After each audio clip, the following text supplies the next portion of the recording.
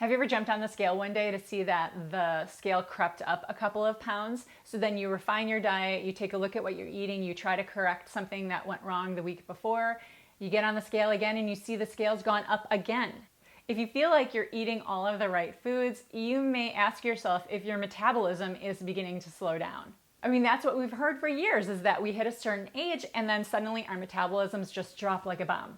This leads to weight gain, extra fat, feeling a lack of energy, all of these awful things because our metabolisms just drop, right? Well, is that true? Do our metabolisms really drop like a bomb as we get older? To answer that, I want to explain a little bit about your metabolism in general. Hi, my name is Traci D. I'm a Mayo Clinic health and wellness coach, and I'm the author of a book called The Belly Burn Plan. Every week I put out videos related to health, food, fitness, and nutrition. Subscribe below to stay on top of what's important for your body. Now back to the question. When it comes to weight loss or weight gain or calories burned, I want you to picture your metabolism as a pie.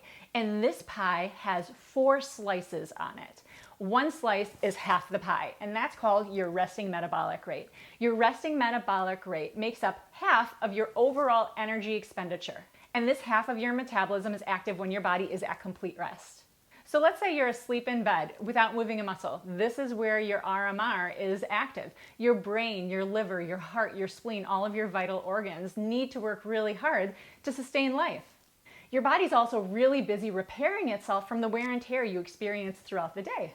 A lot of people think that they can just rev up their resting metabolic rate and problem solved. All of a sudden the weight will come off. But the truth is you can't really change your resting metabolic rate too much once you hit adulthood. Your body's more or less set with your RMR, your resting metabolic rate, where it is. But that's not a problem because you've got 3 other slices of the pie that could really make a difference when it comes to your overall metabolism. Let me explain. The smallest slice of pie is about 10% of your overall metabolism, and this relates to something called your thermic effect of food, TEF. Your thermic effect of food is the amount your metabolism is influenced when you eat. So every time you eat, your body uses a lot of energy just to digest and break down the foods that you've eaten. You do not need to eat very often, but you should eat frequently enough. And the foods you eat should be higher in fiber and more nutrient dense. Of course, your body loves nutrients, but it also takes more effort for your body to break down fiber. And this keeps that portion of your metabolism alive and kicking. 2 other slices of the pie. Each of those weigh in at about 20%. Let me explain.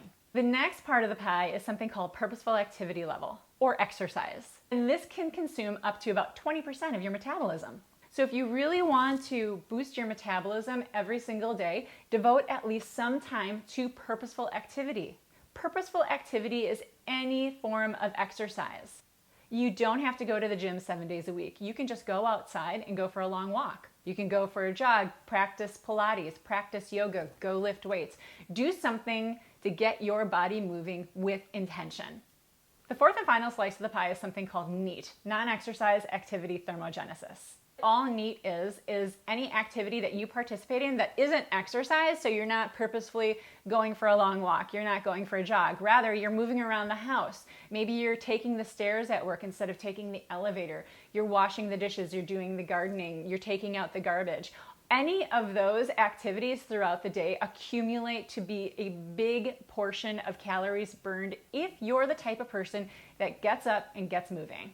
So there you have it. Those are the 4 slices of the pie that make up your overall metabolism. Just to recap one more time, the biggest slice of the pie is roughly 50%, and that is your resting metabolic rate. That is more or less a fixed number, and that's the amount of energy your body expends when you are at complete rest. You're not moving a muscle. You could be just laying in bed.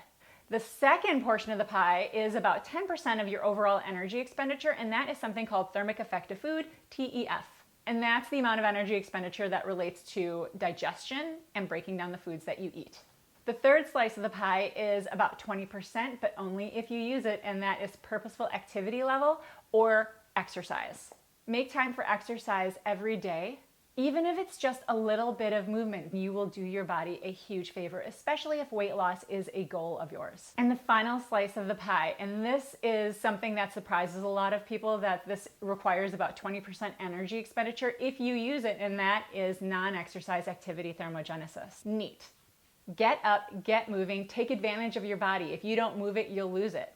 So back to the original question, does your metabolism really drop with age?